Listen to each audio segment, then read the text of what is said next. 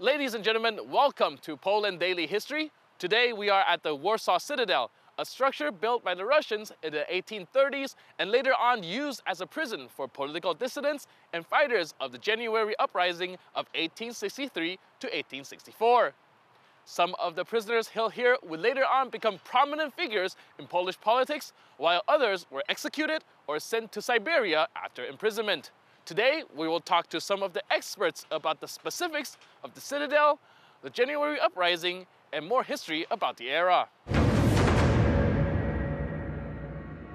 Our first guest is Michał Cieślak, junior custodian at the Museum of the 10th Pavilion in the Warsaw Citadel. One of the last and most prominently known commander of the January Uprising is General Traugott, and I was hoping you can tell me more about his background, his stories.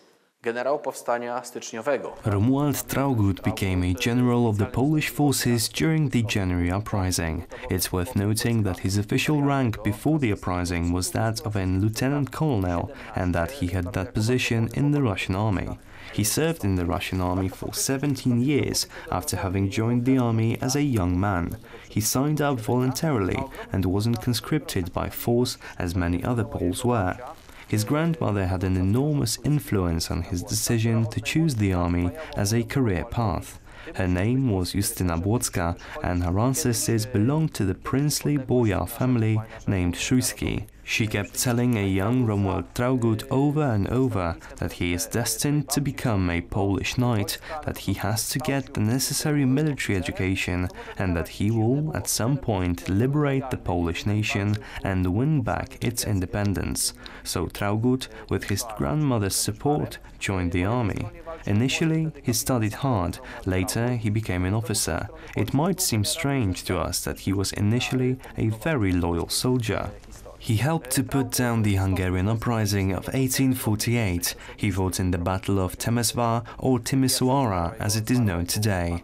The young captain of a unit of sappers, Romuald Traugott, fought on the side of the Russians in that battle, while the Hungarian troops were commanded by the Pole, Józef Bem, one of the true legendary commanders in the Polish history. Traugott left the Russian army after a series of personal tragedies. In 1861, his beloved first wife, later his grandmother died, and then his youngest daughter.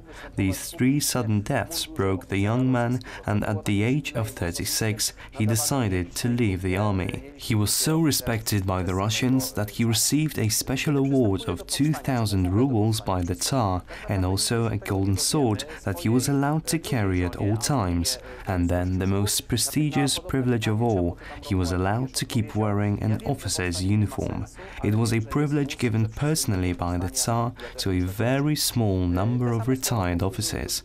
So why did he join the January Uprising? We will probably never find out, but when asked why he made such an decision, he told his second wife, Antonina Kościuszko, "I know that we can't win it, but it's our duty to fight, and so I have to fight as well."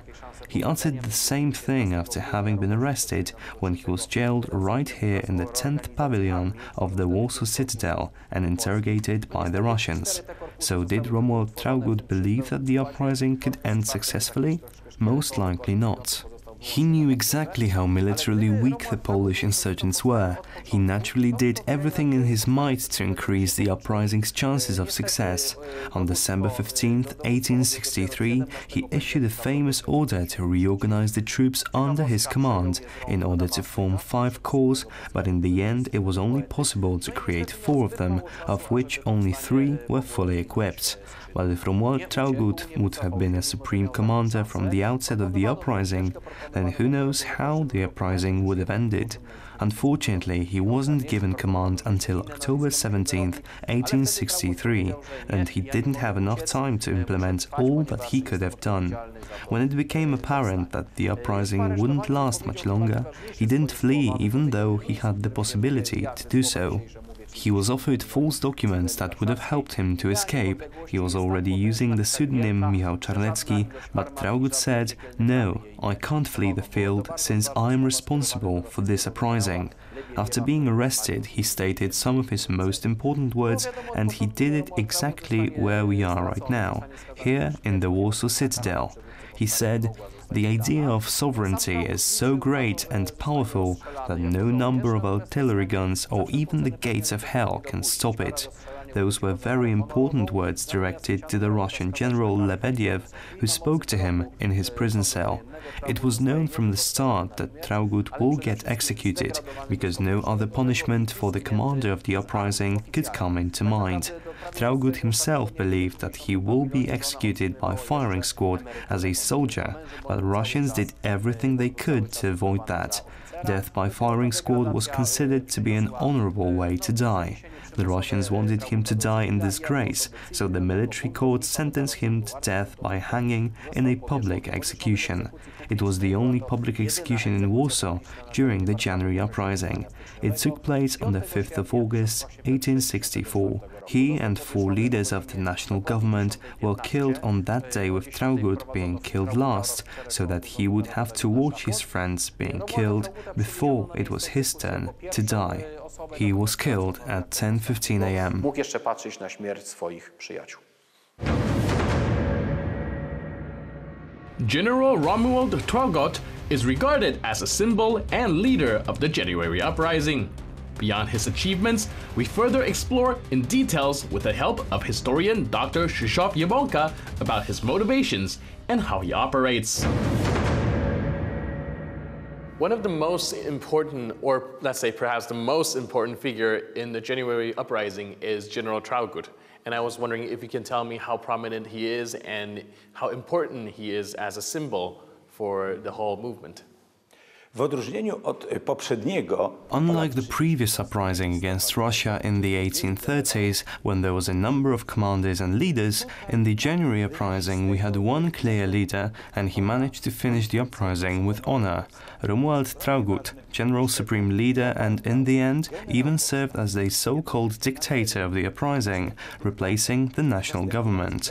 He took responsibility for the entire uprising on his shoulders, and for 6 months managed to command the uprising and causing the Russians much pain. It's worth to briefly mention his biography. He was born in the Kresy region, the eastern borderlands of the former Polish-Lithuanian Commonwealth. Or more precisely, he was born in the Polesia region in what is today Belarus. He joined the Russian army, where he rose in ranks until he became a lieutenant colonel. For outstanding achievements, he was given an unusually high salary. He took part in putting down the Hungarian Revolution of 1848 and then also fought in the Crimean War of 1853. He left the army out of his own free will and went into early retirement. The Polish leaders who conspired to launch the January uprising met with Traugott both the radical wing, the so-called Reds, and the more moderate Whites. Traugott, however, distanced himself from both factions. He did so until he realized that this uprising united practically the entire nation, and then he finally decided to put on the uniform of the insurgents. While doing so, his wife asked him whether it was a sensible thing to do. He answered, "I don't know, but I know that we have to. The entire nation is fighting, and so must I, even if it will cause my death." His fate was both honorable and tragic. He remained hidden within the conspiracy and lived here in Warsaw on Smolna Street. That is where he was arrested on April 10, 1864. He was prosecuted and acted with an unusual degree of dignity while in court, and once he was led to the execution, even the Russian soldiers present were crying. Traugott actually hugged many of them, saying that there will come a time in which the Polish nation will reconcile with the Russian nation. He said, "I forgive you. We are fighting against the Tsarist rule, not against the Russian nation." That is how he died. What's worse, the Russian regime, in order to make his suffering even greater, before they hanged him, and he was hanged because they denied him execution by firing squad, they hanged his 4 good friends and members of the national government before him and forced him to watch. As each and every one of them had the noose put around their neck, Traugott said goodbye to them, telling them that it had all been worth it, and they would become legendary figures of Polish history, and that the next government of a free Poland would model itself on their national government. That did actually happen, as the first free Polish government was formed in Warsaw almost 50 years after the execution of General Traugott and the 4 members of the national government. Właśnie w Warszawie rozpocznie już zwycięską wojnę o niepodległość. The January uprising was one of the most pivotal moments in the era when Poland was partitioned. The Poles would later on spend decades debating whether or not they had taken the correct path of resistance. During the interwar era, the veterans were treated as heroes, and they would later on serve as an inspiration for the soldiers fighting in the 1944 Warsaw Uprising. That's it for today. I'll see you next time on Poland Daily History.